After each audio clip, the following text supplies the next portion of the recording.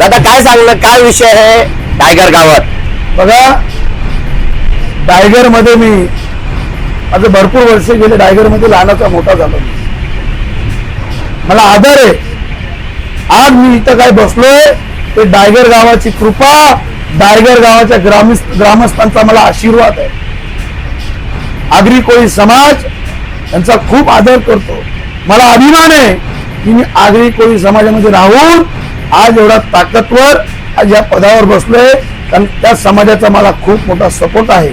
दुसरी गोष्ट, टायगरचा डम्पिंग हटवण्याचं काम हा विजय गोरे घेतो. आज पण बोलतो, नंतर पण, कधी पण विचारा मला.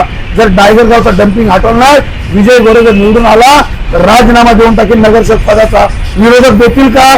जर माझ्या जागी दुसरा कोण निवडून आला त्यांनी हा शब्द बोलून दाखवा, जर मी नगरसेवक झालो तर दुसऱ्या दिवशी मी राजीनामा देऊन टाकेन, डम्पिंग जर नाही हटवलं. आईसाठी काय सांगणार की जे लोक म्हणतात की आईला बसून टाका? बघा, माझी आई खूप मायाळू आहे. समाजसेवा करण्याचा तिला खूप मोठी इच्छा आहे.